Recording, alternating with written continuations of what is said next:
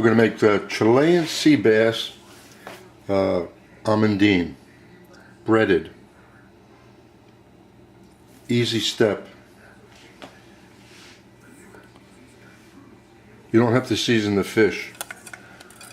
All the seasoning will go into the egg mixture. This ensures that all the fish will be the same flavor, have the same taste. And in here is the white wine and the lemon juice. So we have white wine, lemon juice, and salt. And then we're going to put some hot sauce to taste. Or you don't have to put the hot sauce. Since it's my dinner, I must have hot sauce in there. So now, this mix right here, you put your finger in there, you taste it. You can taste the salt, you can taste the hot sauce, you taste everything that's in there. That means all the fish will taste the same. Now, we're not going to go flours, eggs, and breadcrumbs. We're using this quick method. This is the only item I'm measuring that's going in there, which is the cornstarch. And I'm going to bring the flour over, and we're going to make what looks like a pancake batter. Just about the same consistency. And why do it like this? Simply because it saves a step and it's less mess. And the cornstarch helps to keep the breadcrumbs on there. Usually when I do this at work, I use a lot more cornstarch. I use about 1/3 cornstarch and 2/3 flour. Now, you can see the consistency of that. Since we're using a wet fish, I'm going to put more flour.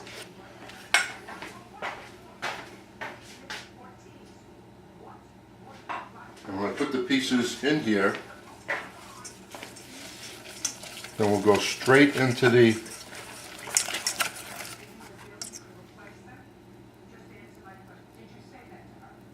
that's the thickness we're looking for.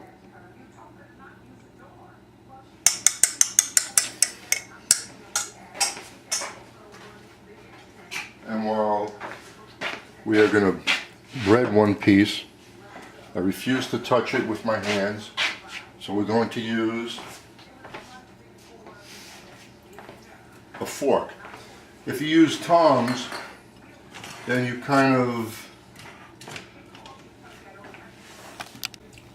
you won't have to mess up your hands. We'll take a fork, drop a piece in there, just turn it.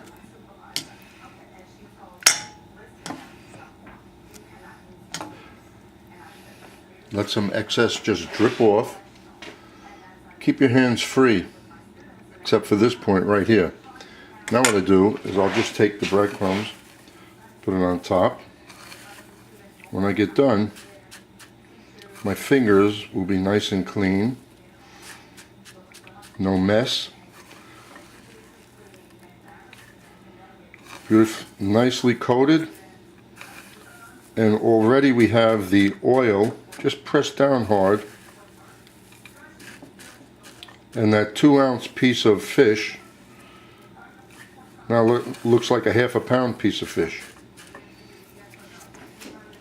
And then we slide right over here, and we have the thermometer in there, and we want 375 to 400. So first set up all the pieces.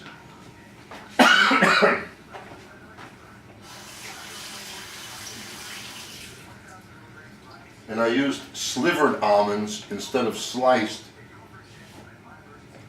You get more of a crunch out of it. But if you can't get slivered almonds, then use sliced almonds.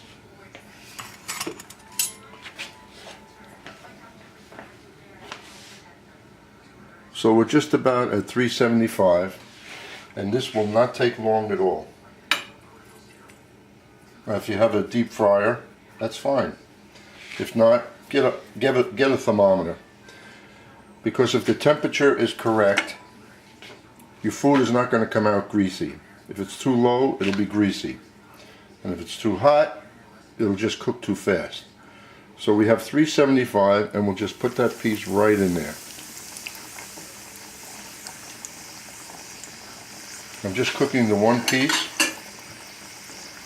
and then I will finish the rest when this is done. And you see the exact time that it takes to cook this one piece of fish. Notice the temperature is staying there and going a little higher, which is just fine.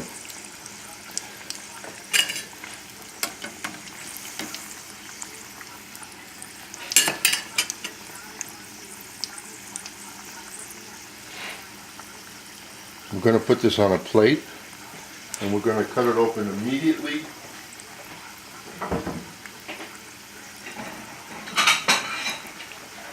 So you can see it does not take long. In the breadcrumbs, I have fresh parsley, just for color.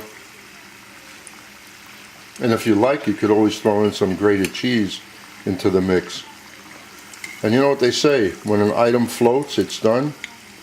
Well, guess what we have here? We have some floating fish. Just another few seconds. Nice golden brown. How's that?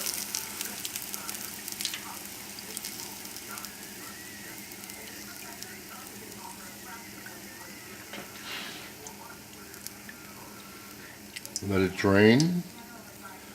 You don't have to put it on a towel. Just put it right on the plate.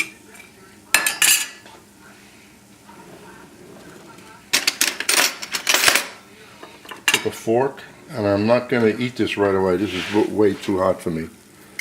But I'm going to cut into it so you can see. Look at that. Flaky, nice, juicy, not raw.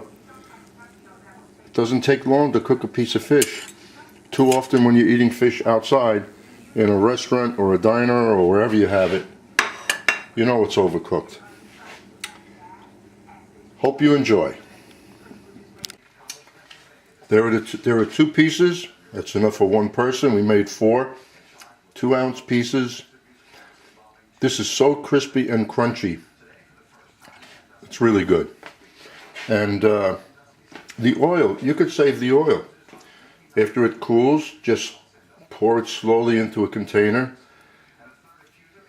Everything else will stay in the bottom. And just mark it fish, or else just get rid of it. I hope you enjoy. And this is all that was left over of the breadcrumb mix. And that's all that was left over of the batter. Relatively nothing. You can't make the exact amount, especially with the breadcrumbs, because you have to work it around. And anyway, this is really good. Enjoy.